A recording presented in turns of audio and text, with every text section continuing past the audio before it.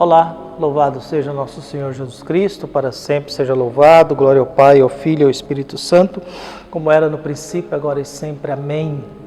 Queridos irmãos e irmãs, paroquianos da nossa paróquia, Nossa Senhora da Abadia, Lagoa da Confusão, Diocese de Cristalândia, 16 de setembro, sexta-feira, hoje é dia de São Cornélio, Papa, e São Cipriano, Bispo, que eles possam interceder por todos nós.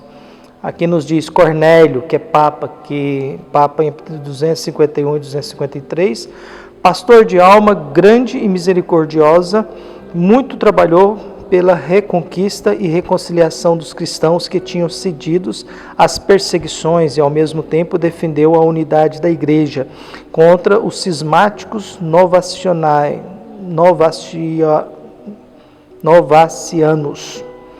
Confortado pela solidariedade de Cipriano, morreu exilado pelo imperador Galo e foi sepultado no cemitério de Calisto.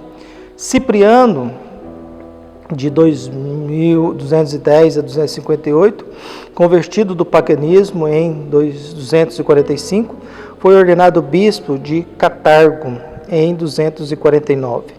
Entre os expoentes máximos, juntos com Tertuliano, em seu magistério, deu notável contribuição à doutrina sobre a unidade da Igreja, reunida em torno da Eucaristia sob a direção do bispo.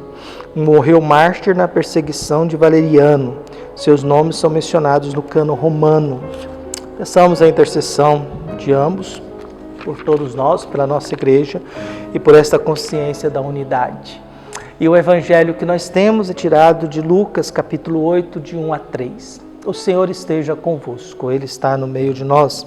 Proclamação do evangelho de Jesus Cristo segundo Lucas. Glória a vós, Senhor. Naquele tempo, Jesus andava por cidades e povoados, pregando e anunciando a boa nova do reino de Deus. Os 12 iam com ele, e também algumas mulheres que haviam sido curadas de maus espíritos e doenças. Maria, chamada Madalena, na qual tinha saído 7 demônios. Joana, mulher de Cusa, alto funcionário de Herodes. Susana e várias outras mulheres que ajudavam a Jesus e os discípulos com os bens que possuíam. Palavra da salvação. Glória a vós, Senhor. Jesus vai como missionário. Ao celebrar esses dois santos com as suas histórias, sua vida, vamos vendo Jesus que vai seguindo, anunciando o reino de Deus. E agora faz-se referência às mulheres que acompanham ele, juntamente com seus discípulos.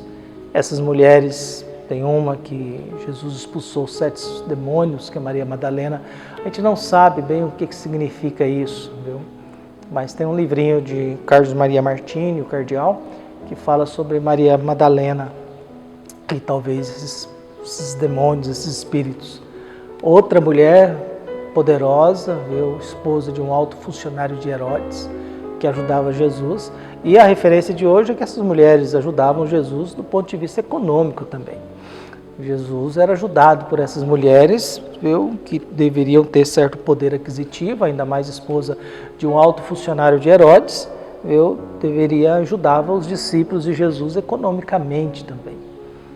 E é interessante que todos estão unidos em relação à mesma prática de Jesus. A prática de Jesus de anunciar o reino de Deus.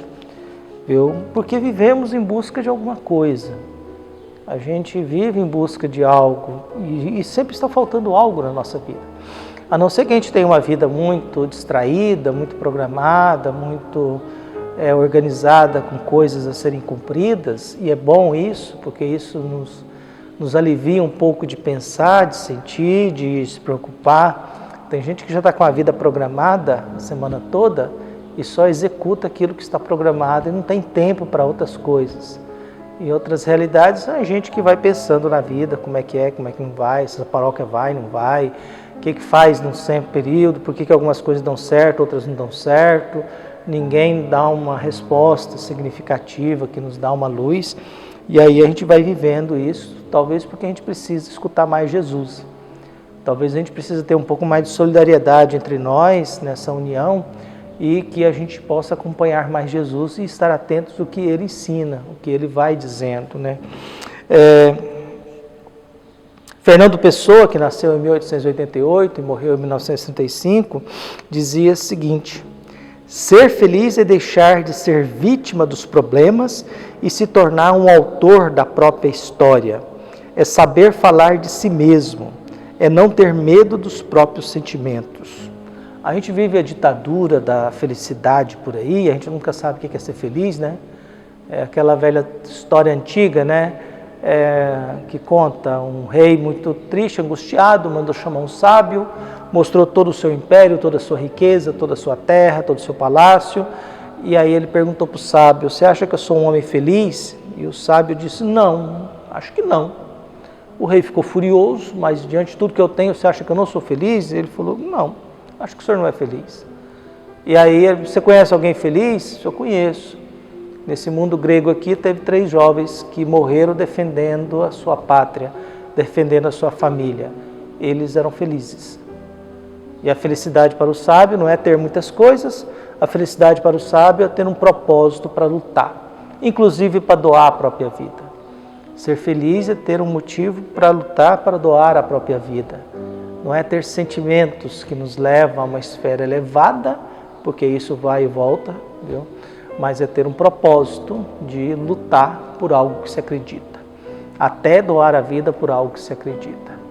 Por isso, a gente vai vendo isso que o Fernando Pessoa diz: ser feliz e deixar de ser vítima dos problemas e se tornar um autor da própria história. É saber falar de si mesmo, né? Falar da gente. É bonito esse trem. Falar da gente, ter essa capacidade da gente dizer: quem sou eu?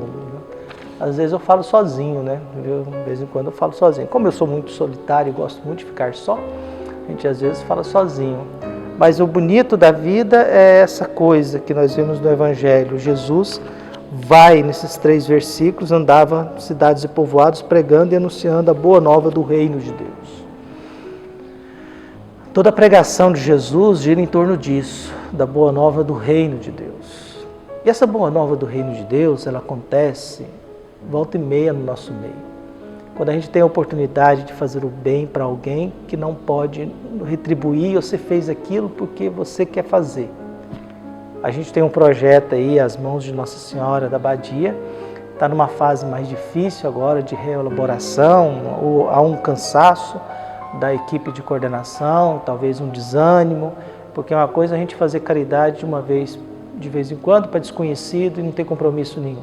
Outra coisa é você ter uma responsabilidade de que todo mês você vai se reunir com aqueles pobres e vai trabalhar e acolher e dar comida para eles e vai se aproximar, e com o passar do tempo a gente vai começar a falar de Jesus, mas a coisa tem que ser didática, tem que ser respeitosa, tem que deixar ele se aproximar da gente.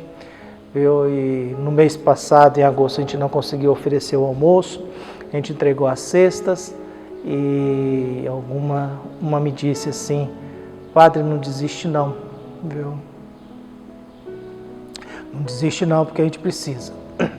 E aí a gente vê eles sendo condenados, porque a gente quer cobrar deles aquilo que eles não têm, a gente cobrar bom senso e honestidade para quem vive jogado por aí, é muito complicado. Então, às vezes, a gente começa a ser os inquisidores dos pobres, porque a gente quer que eles tenham o mesmo nível de bom senso que a gente tem. A gente quer cobrar deles aquilo que eles não conseguem oferecer, porque não tiveram oportunidade de aprender.